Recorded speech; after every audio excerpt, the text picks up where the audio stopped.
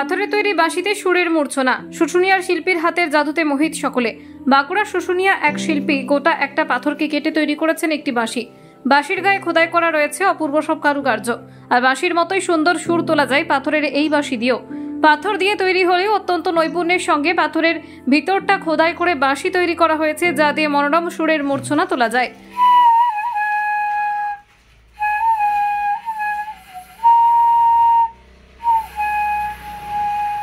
শুশুনিয়া গ্রামের ঐতিহ্যবাহী শিল্প পাথর শিল্প। গ্রামের বেশিরভাগ মানুষ যুক্ত পাথরের নানান মূর্তি তৈরির শিল্পের সঙ্গে। পাথর শিল্পী অভিক কর্মকার প্রায় 210 দিন ধরে ধৈর্যের সঙ্গে পাথর খোদাই করে বানিয়েছেন এই বাঁশিটি। অপূর্ব দর্শন এই বাঁশির জন্য ক্ষুদ্র, ছোট এবং মাঝারি উদ্যোগ অধিকার পশ্চিমবঙ্গ কারুশিল্প প্রতিযোগিতা 2023-24-এ বাঁকুড়ার শিল্পী অভিক কর্মকার প্রথম স্থান অধিকার করেছেন। এছাড়াও এই বাঁশি রাজ্য স্তরেও পেয়েছে প্রথম পুরস্কার। বাঁকুড়া শুশুনিয়ার এই পাথর শিল্পীর তৈরি করা আশ্চর্য বাঁশিটি দেখে অবাক হবেন আপনিও। পাথরে তৈরি হলে ওজনে বেশ হালকা এই বাঁশিটি। বাঁশির গায়ে খোদাই করা রয়েছে শ্রীকৃষ্ণের জীবনের বেশ কিছু অংশ। এই বিষয়ে শিল্পী অভিক কর্মকার বলেন, বাঁশি মানেই কৃষ্ণ, সেই কারণেই কংসবধ থেকে শুরু করে শ্রীকৃষ্ণের অবতার রূপ ফুটিয়ে তোলা হয়েছে পাথরের বাঁশিতে। পাথরের মধ্যেও যে বাঁশির সুর আনা সম্ভব সেটাই ভাবতে পারেননি শিল্পী নিজেই। এক প্রকার পরীক্ষামূলকভাবে তৈরি করার পর তিনি বুঝতে পারেন যে এই বাঁশি বাজিয়ে তোলা যায় সুরের মূর্ছনা। এই বাঁশিটি কতদিন ধরে নির্মাণ করেছেন আপনি? এই বাঁশিটা তৈরি করতে নির্দিষ্ট এরকম কোনো সময় নেই। এখন যদি আমি কাজ করবো বলে এটা তো কাজ করা যায়। তো মোটামুটি ধরুন এখন 6 মাস থেকে 8 মাস সামথিং এরকম কিছু সময় লাগে। কি পাথরের উপর তৈরি করা হয়েছে? এটা আমরা উড়িষ্যা থেকে একটা পাথর আনি, যেটা খুব পালিশ হয়। মানে এমনি সাধারণত আমাদের এখানে যারা কাজ করে সবাই এটাকে উড়িষ্যা পাথর বলেই চিনে। তো সেই উড়িষ্যা পাথরই তৈরি করা হয়।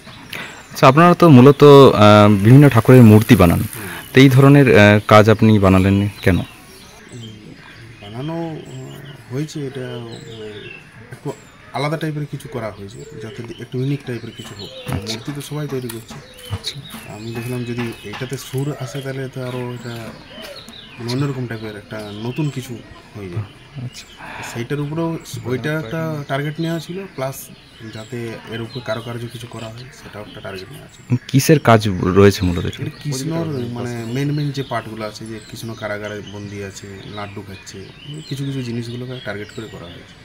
আচ্ছা, আর কোনো বিশেষ কিছু রয়েছে এরকম? আর নকশা কিছু কাজ আছে। আচ্ছা, মানে কৃষ্ণের উপরেই মূলত? না, বাঁশিটা তো ওই জিনিস ওই হিসাবেই করা হয়েছে, কৃষ্ণের জিনিস হিসাবেই করা হয়েছে। আচ্ছা, মূলত কাজ শেখা কার কাছে? বাবার কাছে শিখেছি, মানিক কর্মকার। আচ্ছা, কতদিন ধরে কাজ শিখেছেন ওনার কাছে? 8 বছর। আচ্ছা, মানে ছোটোর থেকে কি এই কাজে থেকে দেখে আসছি, আমি হাত দিয়েছি, 8 বছর হাত দিয়েছি। আচ্ছা, কোনো কি চিন্তা ভাবনা ছিল যে এই ধরনের বাঁশি বানাবো আর কি?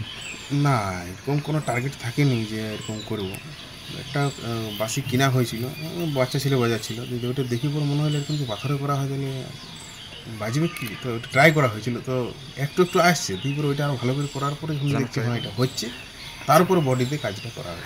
আচ্ছা, এটা জটিল কাজ, এই পাথরের উপরে বাঁশির যে তৈরি করার যে প্রক্রিয়াটা কতটা কঠিন মনে হয়েছিল প্রথমে? এটা কঠিন তো অবশ্যই, কারণ এটা মাপের ব্যাপার আছে, কাটিং পদ্ধতি আছে। কাজ মানে ভালোবাসে করে গিয়ে যেতে হবে। এনার্জি যদি আসে তাহলে ভালো কাজ হয়, যদি এনার্জি না আসে তাহলে কাজটা অতটা ভালো হয় না।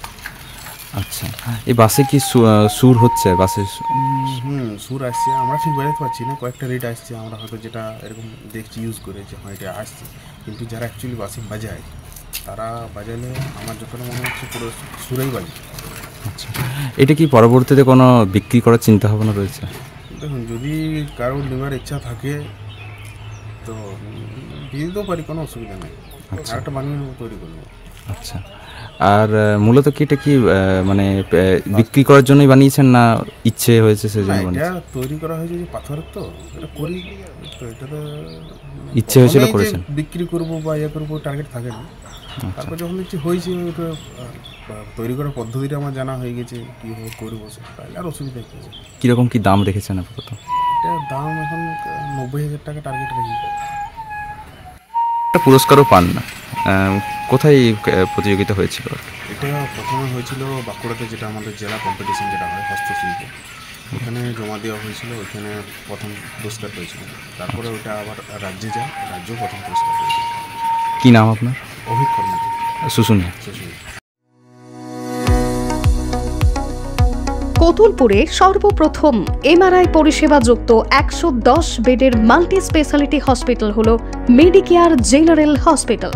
স্বাস্থ্যসাথী মান্যতাপ্রাপ্ত এই হসপিটালে রয়েছে AC, non AC cabin, modern OT, ICCU, NICU, micro surgery, dialysis বিভাগ, ব্রেন ও spine surgery, cancer surgery, lift সহ নানান পরিষেবা।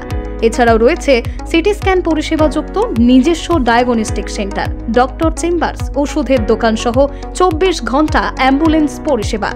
24 ঘন্টা অ্যাক্সিডেন্ট এমার্জেন্সি, রোগীর সুচিকিৎসা, সুপরিষেবা এবং সুস্বাস্থ্যই হল আমাদের মূল লক্ষ্য। ঠিকানা সরিষাদিঘি, কোতুলপুর, বাঁকুড়া।